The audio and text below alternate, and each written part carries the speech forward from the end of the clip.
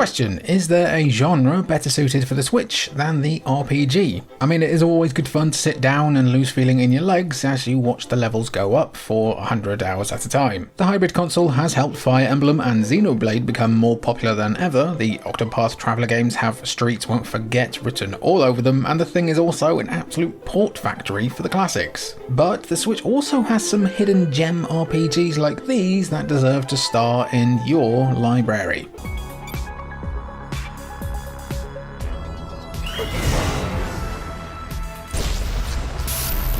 Sometimes the most creative and daring games are the ones built on old ideas. Developed by Massive Damage, are they in the business of attacking giant enemy crab weak points? Star Renegades tosses gorgeous pixel art, JRPG mechanics, a roguelite gameplay loop, and even Shadow of Mordor's Nemesis system into a blender, and the result is rich in flavour, complex yet great for playing in short bursts. The big bads of Star Renegades are the Imperium, a nigh unstoppable empire bent on conquering every reality they can reach. This is where the roguelite aspect comes in. If your ragtag team of rebels fall in battle, that dimension is doomed and you'll start over in another reality. The story is ultimately a surface level justification for the gameplay loop, which is the real star of the show. Star Renegades is incredibly complex with lots of different mechanics to pay attention to, such as shield and armor, turn order, character relationships, and even child units a la Fire Emblem. Unlike most RPGs, information about enemy intent is given up front, who they're going for, what they'll do,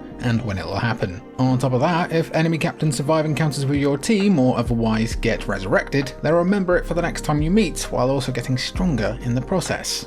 If you can, get to grips with the kinda complicated combat, joining the rebellion in Star Renegades is well worth your time, and proof that patenting game mechanics is bad for everyone.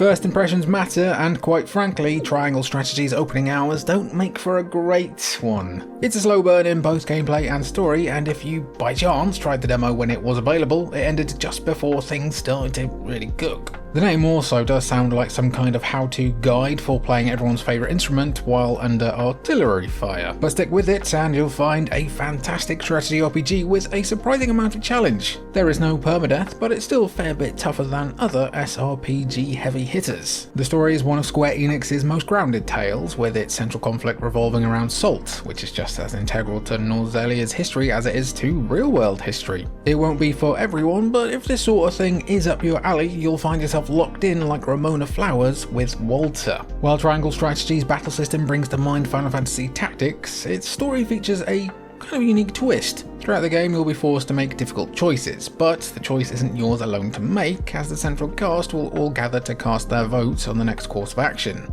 You can sway their opinions, but doing so requires both the right dialogue choices and enough morality, liberty, or utility points, earned based on your action in both exploration and combat. Fire Emblem Three Houses fans, or just RPG fans who want a story that isn't about saving the world, would do well to check this one out. Tokyo time with it though.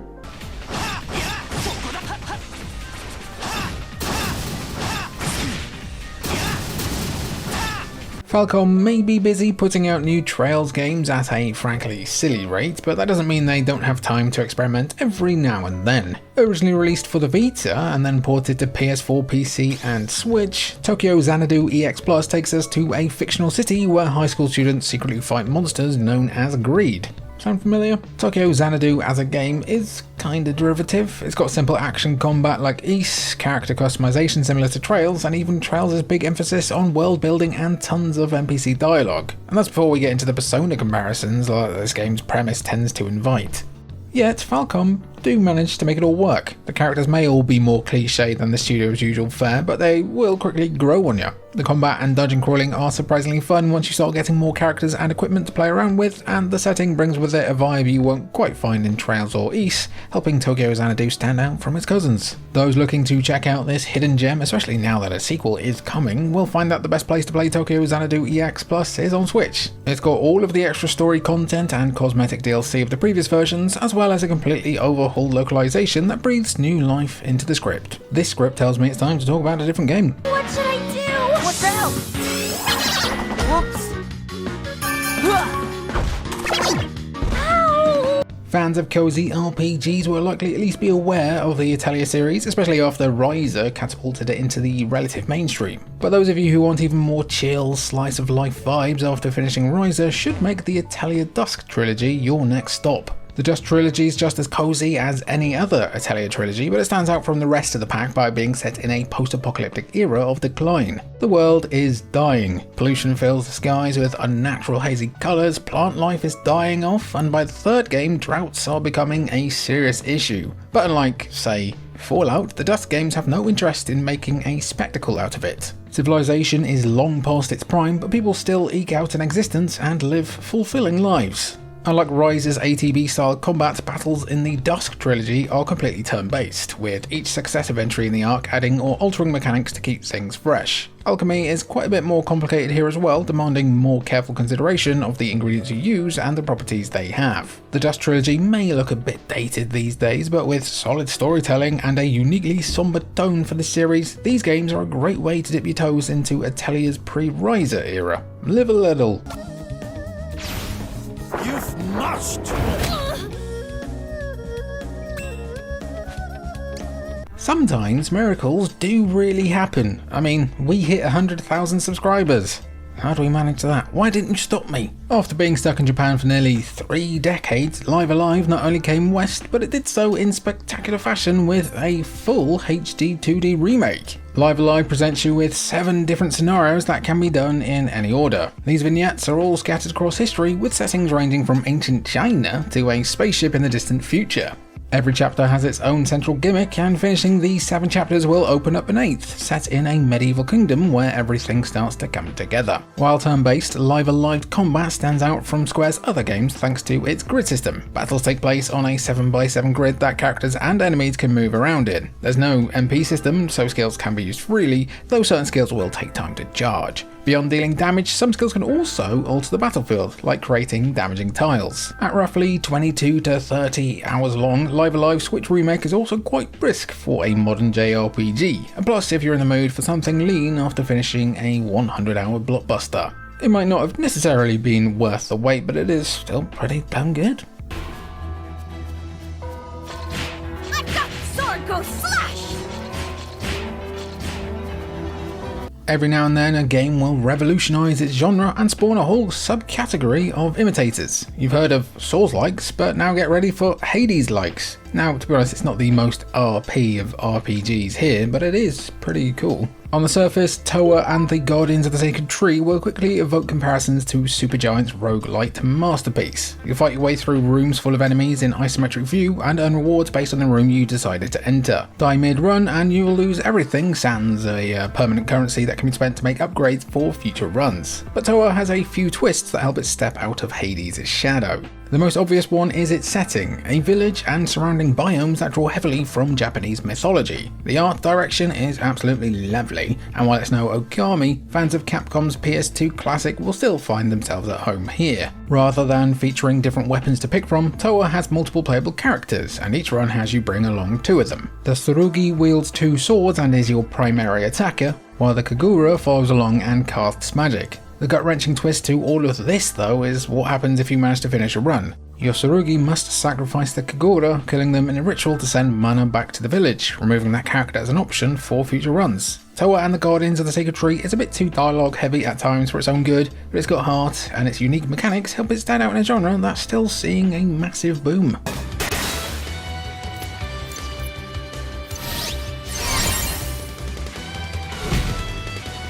Fans of Cthulhu Saves the World might be pleased to know that its developer, Zeboid Games, is still alive and kicking. Not too long ago they released This Madness Lies that is pretty underrated on its own, but before that there was Cosmic Star Heroine. Like Cthulhu Saves the World, Cosmic Star Heroine is a love letter to RPGs new and old, drawing inspiration from games like Chrono Trigger, Bravely Default, and Mass Effect.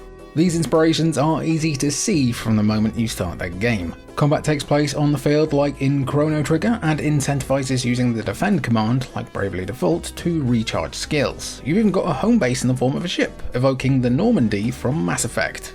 The story, on the other hand, is one of Cosmic Star Heroine's few shortcomings, being kinda rushed and underdeveloped. It starts out quite promising, with protagonist Alyssa LaSalle being tasked by the Agency of Peace and Intelligence with defusing a hostage crisis, but ultimately moves too quickly for its own good, with most of the 11 party members not getting enough screen time or development. Still, its concise runtime and pretty reasonable price means it is well worth a look, especially if you're a fan of the classic Phantasy Star games.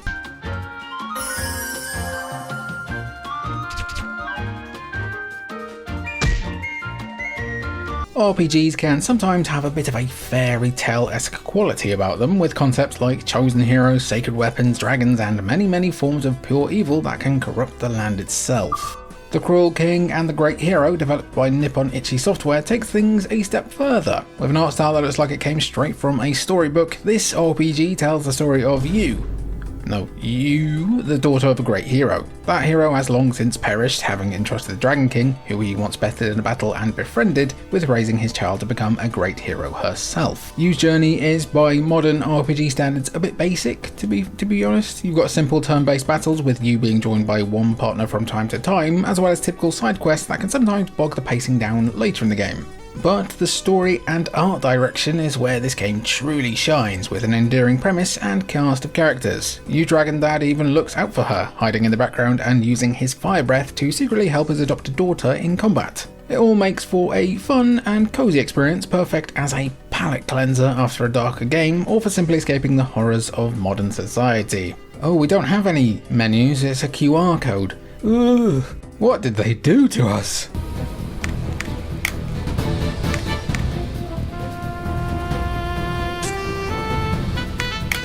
Dungeon crawlers aren't the most mainstream genre these days unless you somehow connect it to high school, but there are plenty of hidden gems if you know where to look. If you're a Shin Megami Tensei veteran who misses the vibes of the first two games or Strange Journey, then consider delving into this deadly labyrinth beneath Tokyo. Undernaut Labyrinth of Yomi is a first-person, turn-based dungeon crawler RPG that has it all, from character classes to good old random encounters. When a labyrinth full of dangerous monsters appears in Tokyo, a new energy source is discovered. Naturally, that means only one thing: corporations springing up left and right to mine the hell out of the place, regardless of the dangers within. That's where you come in. The titular Undernauts are customizable characters with different backgrounds and job classes to choose from. It's kinda a little bit like solo leveling. Dungeon crawler fans will likely feel at home in Yomi, but this game's got a few tricks up its sleeve. For one, your loot after combat can be booby-trapped, and if you don't have any lockpicks to bust them open, you'll have to guess what kind of trap it is, with the odds of getting it right falling as your team loses mana. Meanwhile, tools like Yomi flowers can be used to find hidden passages or mark specific spots to always force a random encounter. Perfect for grinding.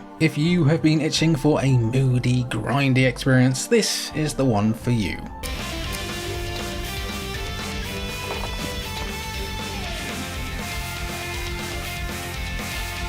All you Fire Emblem sickos out there have, at this point, probably already played every game in the series available on modern platforms. If you're looking for something to tide you over until fortunes weave, then look no further than Langrissa 1 and 2. That's really hard to say. Than Langrissa. Look no further than Langrissa. Originally released for the Sega Genesis or Mega Drive if you enjoy chippy chips, both Langrissa games tell stories of warring countries, malicious monsters, and higher powers. Both games also offer dialogue choices and branching story routes with multiple different endings to see. Plenty of other SRPG staples are here. You've got a weapon triangle or unit type triangle in this case, a class system, as well as different types of terrain that affect unit performance. Langrissa 1 and 2 also feature the ability to hire mercenaries to accompany your ally commanders, bulking up your army size and making for large scale battles. These mercenaries don't get EXP or level up, with all their kills transferring EXP to their assigned commander. This means that you can use them to pull off any risky maneuvers you can think of without endangering your core characters. Of the two games in this collection, Langrissa 2 has the better story by far, but both games are solid additions to any SRPG fan's library. Those of you who are nostalgic for the 90s can also use the original music and character artwork in place of the remakes. Speaking of places, I will see you in the good place. That's the outro. Outro gang, Cure, you are looking mighty tall and handsome today. What other Switch RPGs would you recommend that we take a look at? I would love to hear about them down in the comments down below. I've been Jimmy of Culture Vultures. It's been good to have you, and I'll catch you when I get you.